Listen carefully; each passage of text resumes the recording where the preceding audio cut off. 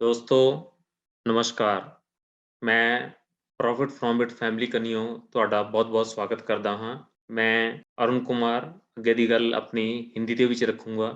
मैं अरुण कुमार पंजाब का रहने वाला हूँ, खन्ना शहर का, और हम जॉइंटली 3 ब्रदर्स फैमिली बिजनेस को कर रहे हैं।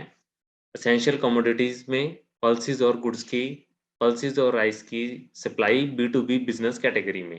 आज हमारी डिस्कशन के लिए आईआरसीटीसी कंपनी हमारे पास रहेगी, जिसके की बारे में हम आगे बातचीत करेंगे। सबसे पहले मैं धन्यवाद देना चाहूँगा अपने मेंटर्स पीयूष पटेल सर का, जिनके की बिना ये जर्नी हमारी नहीं हो सकती थी। सिर्फ उनकी क्लासरूम कोचिंग तक ही जो हमारी उनकी गाइडेंस है हमारे लिए नहीं है, वो हमारे आने वाले फ्यूचर के लिए भी बहुत हमारे लिए वैल्यूएबल रहेगी। और इस वेल्थ क्रिएशन की जर्नी में वो हमारे साथ हैं। मैं अपने आप को बहुत ब्लेस्ड महसूस करता हूँ इसके लिए। रिसेंटली अभी हमारे लिए पूरी प्रॉफिट फ्रॉम इट फैमिली के लिए एक जॉय का मोमेंट था, एप्रिसिएशन का और रिकॉग्निशन का, जो कि सर ने पिछले कई साल से मेहनत की है। तो उसके लिए पूरी प्रॉफिट फ्रॉम इट फैमिली को एक अवार्ड मिला, जो कि आप सबके सामने है दोस्तों। International fame award India 2021 Piyush sir और चिंतन सर रिसीव कर रहे हैं सोनू सूद जी की तरफ से। इसके लिए बहुत बहुत बधाई पूरी प्रॉफिट फ्रॉम इट फैमिली को। ये हार्ड वर्क है जो आज हमें दिख रहा है। आज हम दोस्तों बात करेंगे इंडियन रेलवे सेगमेंट के, इंडियन रेलवे के आईआरसीटीसी कंपनी का H1 रिजल्ट, जिसको कि lifeline of the nation as a tagline company use भी करती है। और विदाउट इसके हम टोटल ओवरऑल इंडिया में अपना एक जगह से दूसरी जगह पर जाने के लिए सोच भी नहीं सकते, इसीलिए इसको life line of the nation बोला भी जाता है। पूरे के पूरे अगर सेक्टर के बारे में बात करें दोस्तों, एक निवेशक के तौर पर हमें पूरे सेक्टर की एक जानकारी चाहिए। तो ये सेक्टर ब्रीफली हम 3 पार्ट्स में डिस्कस कर सकते हैं, इसको डिवाइड कर सकते हैं। जैसे railway catering and ticketing services, जिसमें आईआरसीटीसी कंपनी आती है। ट्रैवल वीजा रिलेटेड सर्विसेज, जिसमें बीएलएस कंपनी आती है। वैकेशन ट्रिप रिलेटेड सर्विसेज, जिसमें हॉलिडेज पैकेजेस बुक होते हैं, उनमें EaseMyTrip, Cox and Kings, Thomas Cook, ये आदि सभी कंपनीज आती हैं। इन सब का अपना एक अलग अलग सिनेरियो है। तो आज हम बात करेंगे रेलवे टिकटिंग के सेगमेंट के ऊपर जो कंपनी है आईआरसीटीसी के बारे में। उसको समझने से पहले मैं दोस्तों आपके साथ डिस्कस करना चाहूँगा एक बिजनेस मॉडल का बेसिक सिनेरियो क्या होता है। इसमें एक 9 पैरामीटर्स होते हैं, जो कि आपके सामने स्लाइड के ऊपर हैं। की पार्टनर्स, एक बिजनेस मॉडल के कौन से की पार्टनर्स हैं इस कंपनी के अंदर। मेजर स्टेक तो गवर्नमेंट के पास है, लेकिन उसके बावजूद retail investors, foreign portfolio investors काफी ज्यादा इसमें इन्वॉल्व हैं। इस कारण भी ये कंपनी काफी स्ट्रांग है।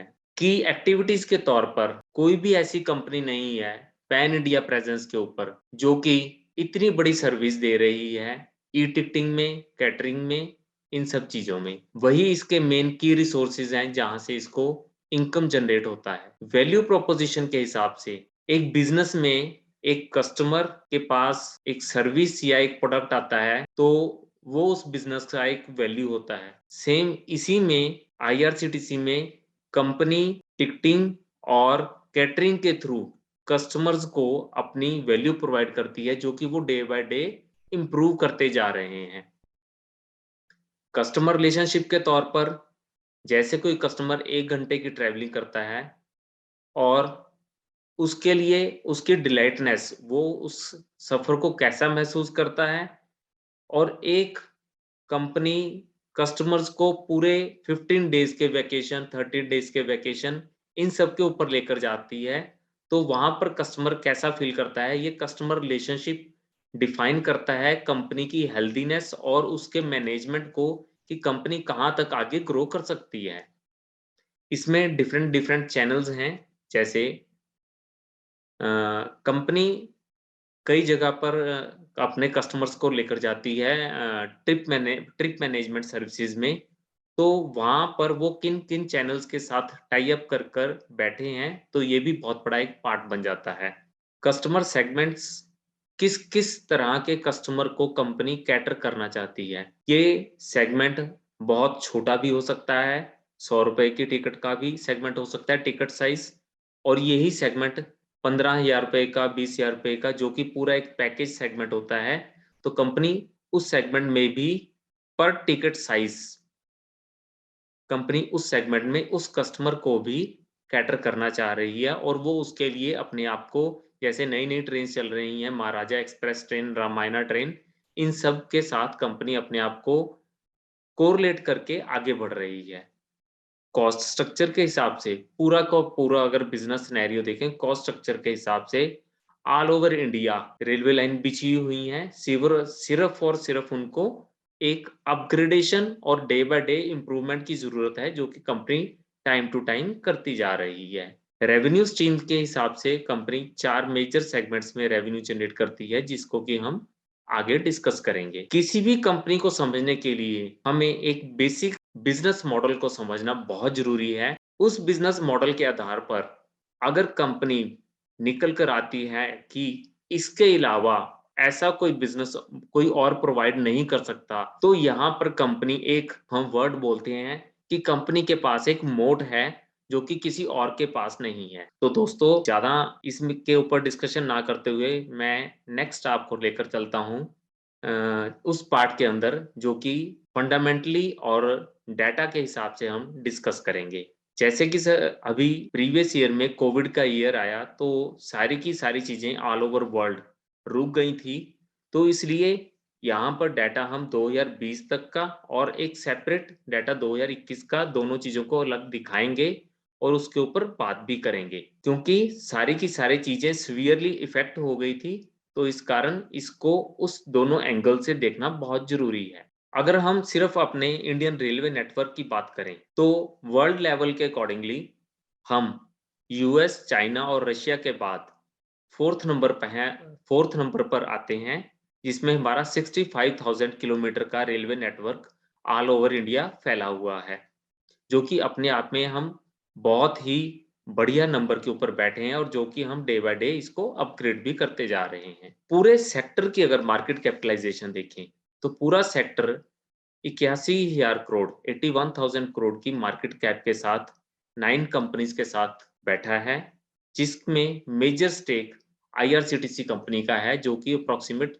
87% के आसपास है। उसके बाद इजमाई ट्रिप, थॉमस कुक और बीएलएस, ये सभी कंपनीज आती हैं। मार्केट कैप के हिसाब से सबसे बड़ा मेजर हमें यहाँ पर दोस्तों देखने से पूरा क्लियर हो रहा है कि आईआरसीटीसी सबसे बड़ा मेजर प्लेयर है इस सेक्टर का। सेल्स वाइज देखें तो Thomas cook 2020 means pre Covid के पीरियड में अगर 10,000 करोड़ की सेल्स थी, तो उसमें से 70% स्टेक थॉमस कुक के पास था, और 21% स्टेक अप्रोक्सीमेट 2200 करोड़ की सेल आईआरसीटीसी के पास थी। लेकिन जैसे ही कोरोना का पीरियड शुरू हुआ, तो 2020 ईयर पूरा फुल ईयर में सेल्स 2100 करोड़ के आसपास रह गई।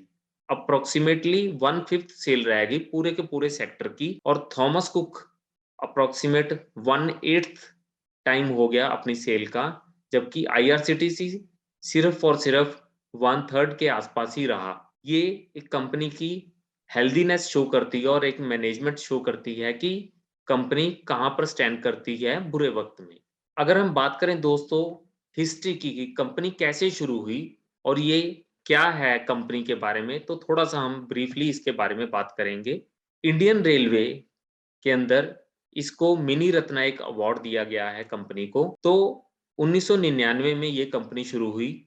ये एक एक्सटेंडेड आर्म थी, मतलब कंपनी ने, एक इंडियन रेलवे ने अपना एक सेपरेटली ब्रांच शुरू किया कैटरिंग के तौर पर अपने कस्टमर्स को with in the train hospitality और कैटरिंग सर्विसेज प्रोवाइड करने के लिए, प्लेटफॉर्म के ऊपर, ट्रेन के अंदर, जो कि आने वाले समय में वेरियस सेगमेंट्स की, वेरियस कस्टमर्स के क्राइटेरियाज की नीड को पूरा कर सके। इसका एक ब्रीफ सिनेरियो है कि कंपनी में पूरा का पूरा ऑथराइज किया हुआ है टिकटिंग के लिए, कैटरिंग के लिए, सिर्फ और सिर्फ आईआरसीटीसी को, इंडियन रेलवे ने इसको ऑथराइज किया हुआ है।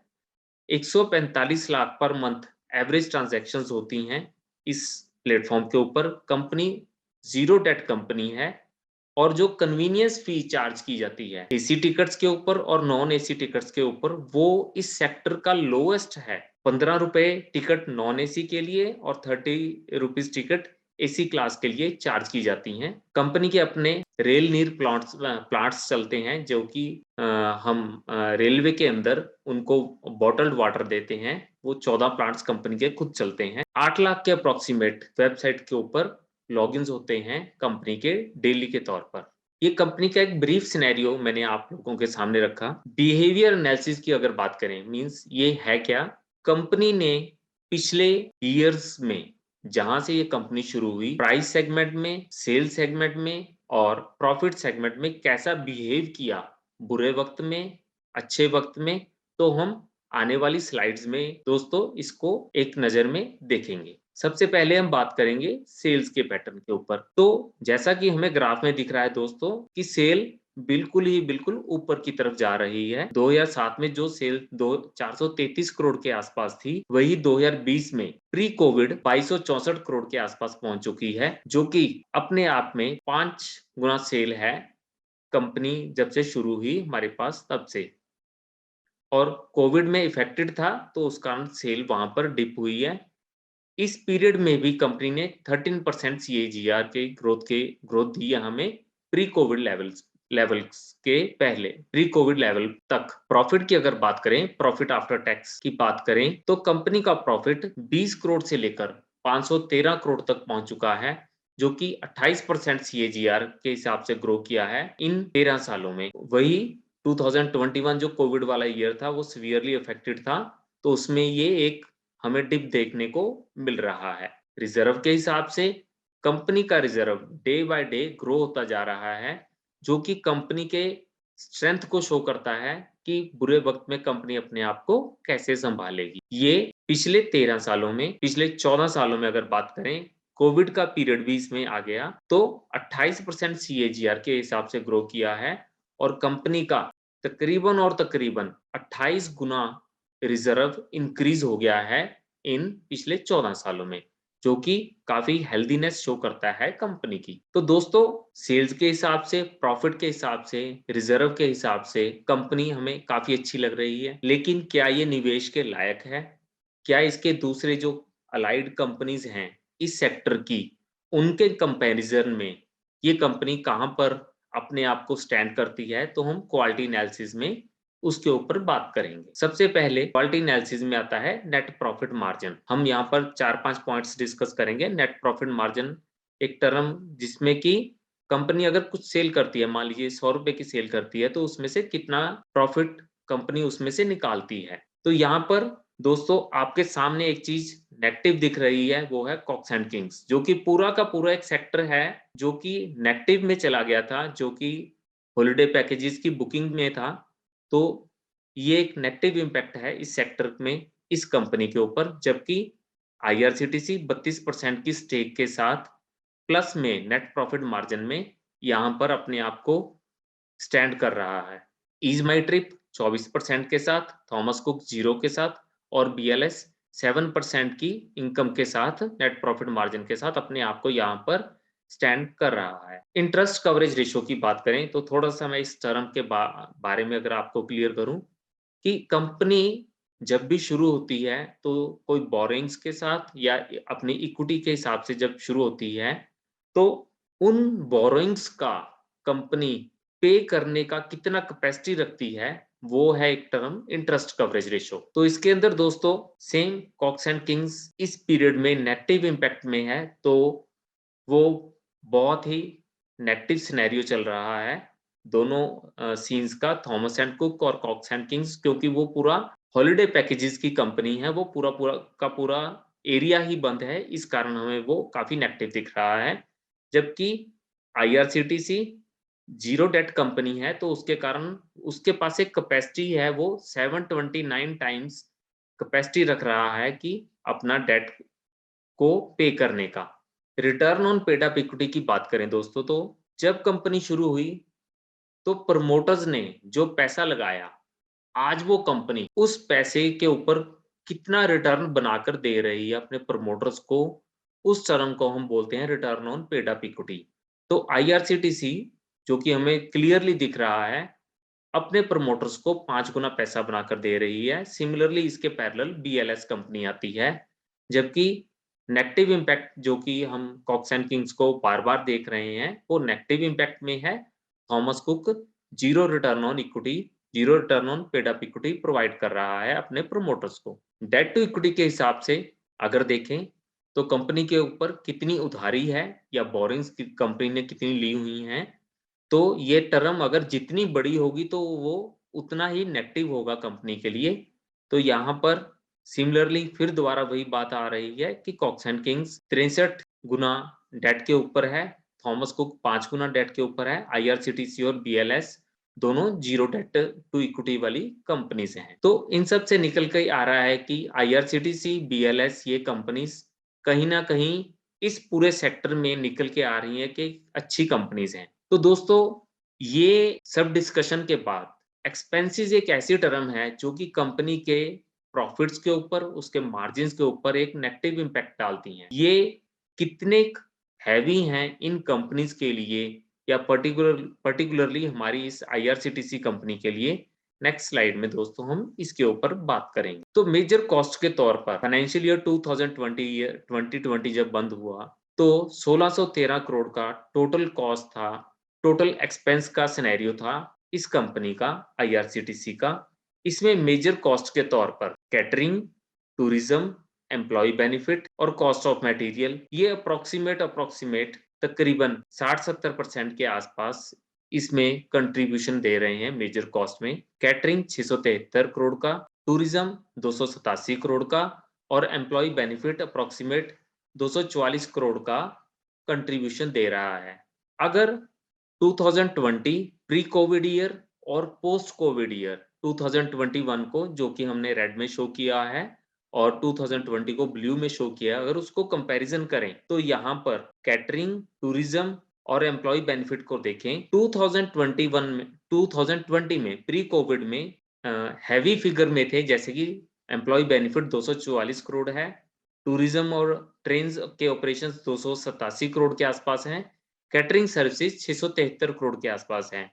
2021 जैसे ही पीरियड आया, पूरा का पूरा कोविड के कारण वो रुक गया सीन, और ये सब चीजें नीचे हमें रेड रेड बार्स हैं उनमें दिख रहा है, वो कम हो रही हैं। ऐसा नहीं है कि इसमें हमारे खर्चे कम हो गए हैं, लेकिन पूरा का पूरा सिस्टम रुक गया था, इस कारण ये फिगर्स हमें छोटी शो हो रही हैं प्रीवियस ईयर के हिसाब से। अगर कंपनी का रेवेन्यू जनरेशन सिस्टम देखें, जैसे कि हमने बिजनेस मॉडल के अंदर देखा था, तो कंपनी कहाँ कहाँ से रेवेन्यू जनरेट करती है। हमने इम्पैक्ट तो देखा कंपनी का कहाँ से इम्पैक्ट आ रहा है, कौन सी चीजें इसके ऊपर इम्पैक्ट डाल रही हैं, लेकिन कंपनी कहाँ से अर्न कर रही है वो हम इसके सेगमेंटल रेवेन्यू से अभी ही नेक्स्ट स्लाइड्स में देखेंगे दोस्तों। तो कंपनी मेजर तौर पर 4 तरह की सर्विसेज प्रोवाइड करती है: catering and hospitality, internet ticketing, travel and tourism, package drinking water. Catering and hospitality के अंडर कंपनी ट्रेन के अंदर जो कस्टमर्स हैं उनको खाना प्रोवाइड करना, प्लेटफॉर्म के ऊपर, लॉन्जेस के ऊपर, इन सब जगहों पर अपनी सर्विसेज प्रोवाइड करती है। इंटरनेट टिकटिंग प्लेटफॉर्म के अंदर कंपनी ने जैसे अपने आगे बुकिंग करने के लिए एजेंट्स प्रोवाइड किए हुए हैं, वहां से एक फी चार्ज करती है। कंपनी की खुद की वेबसाइट के ऊपर जो लोग आते हैं, वहां पर जो फुटफॉल होता है कंपनी का, वहां से बेनिफिट होता है। ट्रैवल एंड टूरिज्म एक मेजर सेगमेंट है कंपनी का, जहां से कंपनी अर्न करती है।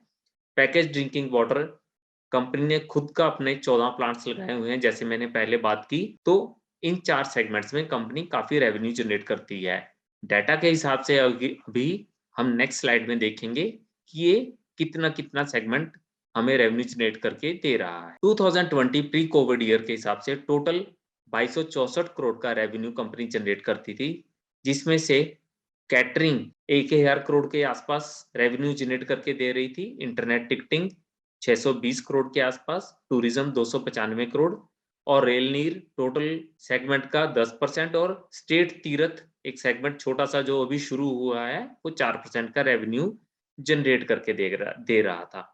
इन्वेस्टमेंट की अगर बात करें कि अगर हमें लगा कंपनी अच्छी है, इसका प्रॉफिट अच्छा है, इसके सेगमेंट्स फंडामेंटल्स के तौर पर कंपनी अच्छी है।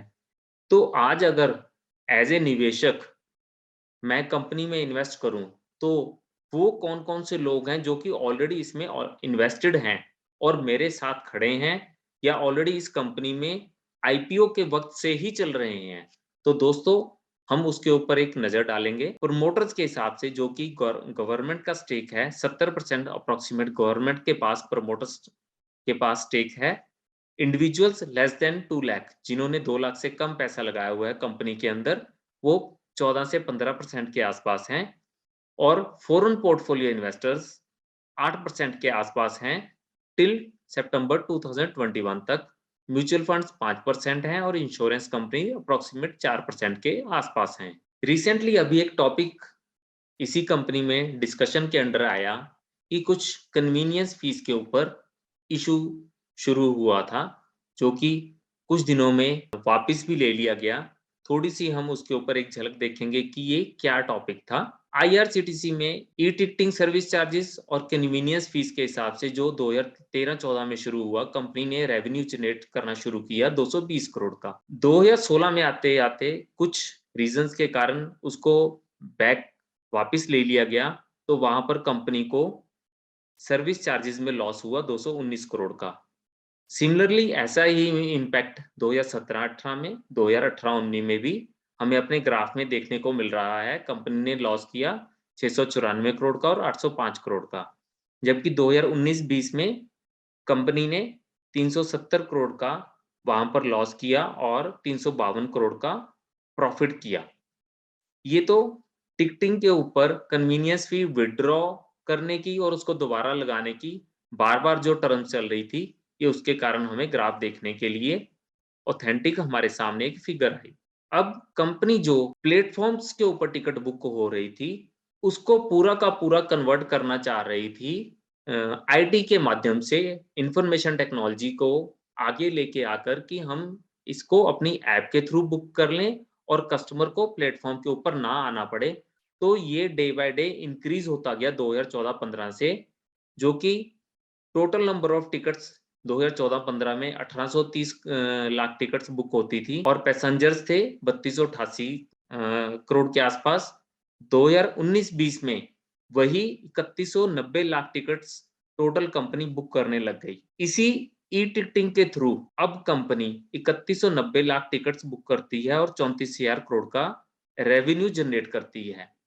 अगर इसको 3190 लाख टिकट को हम ईयरली बेसिस पर देखें, तो डेली कंपनी के प्लेटफॉर्म के ऊपर अप्रोक्सीमेट 8 लाख लोग विजिट करते हैं इनकी वेबसाइट्स के ऊपर। जो टॉपिक हमारा था अंडर डिस्कशन वाला, कन्वीनियंस फीस वाला, तो उसमें कंपनी का जो कन्वीनियंस फी है 15 रुपए नॉन एसी के लिए और 30 रुपीज एसी के लिए, ये था जो कि कंपनी के वेबसाइट के थ्रू अगर टिकट बुक होती है। अगर किसी और ओटीटी प्लेटफॉर्म के थ्रू और भीम ऐप और इन सब के थ्रू बुक होती है टिकट, तो उसमें वो रेवेन्यू और कम हो जाता है। तो गवर्नमेंट इसमें से 50% का अपने पास रेवेन्यू मांग रही थी, हमें इसमें से 50% चाहिए, लेकिन वो जबकि 2-3 दिन बाद वापिस हो गया, तो ये चैप्टर यहीं पर क्लोज हो गया। फंडामेंटली अगर हम दोस्तों कंपनी को देखें, तो कंपनी पिछले 14 साल में, 8 साल में और 5 साल में, अगर कोविड का पीरियड इंक्लूड करें, तो ये डाटा हमें कुछ और तरह से दिखेगा। जबकि प्री कोविड के लेवल के हिसाब से देखें, तो कंपनी अप्रॉक्सीमेट 13 से 15% का रेवेन्यू जनरेट कर रही है और लॉन्ग टर्म भी हम कंपनी को ऐसे ही मान रहे हैं कि हमें 14% के आसपास का रेवेन्यू और प्रॉफिट ग्रोथ जनरेट कर कर देगी। शॉर्ट टर्म हमने इसका 195% क्यों रखा? क्योंकि एकदम से जैसे-जैसे मार्केट खुलती गई और कोविड के रेस्ट्रिक्शंस खत्म होते गए, तो एकदम से वी शेप रिकवरी आई कंपनी के सेल्स के अंदर, जो कि हमें आने वाले स्लाइड्स में आगे भी दिखेगा। और हम एक्सपेक्ट कर रहे हैं आने वाले समय में कंपनी की फ्यूचर सेल्स 2030 तक 8,000 करोड़ के आसपास हो जाएंगी और प्रॉफिट अप्रोक्सीमेट 2,000 करोड़ के आसपास हो जाएगा। और यहाँ पर हमारा अर्निंग पर शेयर, अभी ये शेयर स्प्लिट हो चुका है, तो 2022 में हम इसको 8 रुपए के आसपास इसकी अर्निंग मान रहे हैं, जो कि आने वाले समय में 2030 तक 25 रुपए तक पहुंच सकती है, जो कि हमारा एक आने वाले समय के लिए एस्टीमेट है। उसी अपनी फंडामेंटल्स की वर्डिंग को अगर हम ग्राफ में देखें, 2022 में, 25 में और 30 में सेल्स हमें मिलेंगी 2022 में अप्रोक्सीमेट 2300 करोड़ के आसपास, जो कि बढ़कर 2025 में अप्रोक्सीमेट 4000 करोड़ और 2030 में अप्रोक्सीमेट 8000 करोड़ के आसपास हो जाएंगी। वहीं पर प्रॉफिट की फिगर की अगर बात करें, जो कि हमें रेड बार में दिख रहा है, आज कंपनी 700 करोड़ के आसपास प्रॉफिट के आसपास होगी 2022 में, जो कि 2025 में अप्रोक्सीमेट 900 करोड़ प्रॉफिट हो जाएगा। वही प्रॉफिट हमें 2000 करोड़ के आसपास दिखेगा 2030 में। आज earning per share in rupees form में 9 रुपए के आसपास हमें अर्निंग पर शेयर मिलेगा, वही 2025 में 13 रुपए के आसपास और 2030 में हमें 25 रुपए के आसपास ये प्रॉफिट हमें मिलेगा earning per share. Fair price की अगर बात करें कि हमें ये कंपनी कहाँ तक इसका प्राइस जा सकता है, वो क्यों जाएगा? क्योंकि कंपनी की सेल्स भी ग्रो कर रही है, प्रॉफिट भी ग्रो कर रहा है, इसलिए प्राइस हायर साइड पर जाता जाएगा, जो कि आज 800 रुपए के आसपास है, वही आने वाले समय में दोस्तों 2200 रुपए के आसपास हमें ये प्राइस जाता हुआ दिखेगा, जो कि हमारी एक एक्सपेक्टेशन है। ये ईयर टू ईयर ट्रेंड की हमने बात की, जबकि क्वार्टरली या करंट सिनेरियो में अगर बात करें, आज कंपनी क्या परफॉर्म कर रही है? लॉन्ग टर्म पर बहुत अच्छा है, सब ठीक है, लेकिन करंट सिनेरियो में आज प्रेजेंट सिचुएशन में कंपनी के क्या हालात हैं, इसके ऊपर एक बात करेंगे। इसमें इस स्लाइड को अगर दो हिस्सों में देखें, एक प्री कोविड का पीरियड है और एक पोस्ट कोविड वाला पीरियड है। 9 मंथ 2020 और 21 में जब थोड़ा बहुत कोविड का सिनेरियो चल रहा था, तो कंपनी नेगेटिव इम्पैक्ट में थी, सेल -28% थी और प्रॉफिट -84% था। ईयर एंड आते आते 2021 फाइनेंशियल ईयर एंड आते आते कंपनी -54% सेल्स में थी और -70% कंपनी का प्रॉफिट था। जैसे कि 2021-22 ईयर शुरू हुआ और रेस्ट्रिक्शंस और मूवमेंट्स खुलने लगी और सभी तरफ से रेस्ट्रिक्शंस खत्म होने लगी और कोविड की वैक्सीन जैसे जैसे आनी शुरू हुई, इसमें मूवमेंट्स आई और हमें एकदम से रिकवरी मिलनी शुरू हुई और कंपनी की सेल्स 85% ग्रो कर गई और प्रॉफिट 300% ग्रो कर गया, -25 करोड़ से 42 करोड़। हाफ ईयर आते आते वही फिगर हमें 195% सेल्स में मिली और प्रॉफिट में 8 करोड़ से जंप लेकर 240 करोड़ तक हमें ये प्रॉफिट देखने को मिला। ये फिगर हमें यहाँ पर बहुत एबनॉर्मल लग सकती है, इसका एक पैरामीटर अंडर डिस्कशन हम आगे बात करेंगे दोस्तों। ये है मार्जिन इन परसेंटेज। ये यहाँ पर क्यों डिस्कस करने योग्य बात है? ये इसलिए वैलिड है यहाँ पर कि कंपनी कंटिन्यूअसली अपना मार्जिन 2007 से अगर कंपनी 5% मार्जिन के ऊपर बात ग्रो कर रही थी, तो आज वही कंपनी अपने आप को 2021 में 24% मार्जिन के साथ ग्रो कर रही है, चाहे कोविड वाला पीरियड था, चाहे पोस्ट कोविड था, तो कंपनी ने अपने आप को एक बेटर पोजीशन में खड़ा करके रख दिया है इन नेगेटिव पीरियड में भी। इसीलिए ये बात कंपनी की मैनेजमेंट के लिए बहुत ज़्यादा और निवेशकों के लिए बहुत ज़्यादा फायदेमंद है। टेक्निकल एनालिसिस की बात करें, हमने फंडामेंटली बात की कंपनी के डेटास के ऊपर और टेक्निकली अगर हम ग्राफ को देखें, तो एक ग्राफ 100 वर्ड्स के बराबर होता है। तो हम टेक्निकली अगर इसे देखें, तो ये ग्राफ हमें बता रहा है कि कंपनी 2019 में अक्टूबर में 200 रुपए के आसपास थी, जो कि आज 850 के आसपास 850 और 60 रुपीस के आसपास ट्रेड कर रही है। 2019 से लेकर अब तक अप्रोक्सीमेट 4 से 4.5 गुना हो चुका है और इसकी क्वांटिटी भी स्प्लिट हो चुकी है। जिस पर्सन ने यहाँ पर एक शेयर लिया होगा, वो आज उसके 5 शेयर बन गए हैं अभी रिसेंट नवंबर के अंदर 2021 में। यहाँ पर हम इसको शॉर्ट टर्म में 700 रुपए पर अकोमुलेट कर सकते हैं और इसका शॉर्ट टर्म टारगेट 1300 रुपए के आसपास के लिए 700 रुपए पर इसकी अकोमुलेशन हम कर सकते हैं, इसको बाय कर सकते हैं शॉर्ट टर्म टारगेट, जो कि हमने R3 के हिसाब से शो किया हुआ है। 1300 रुपए इसका शॉर्ट टर्म टारगेट रहेगा।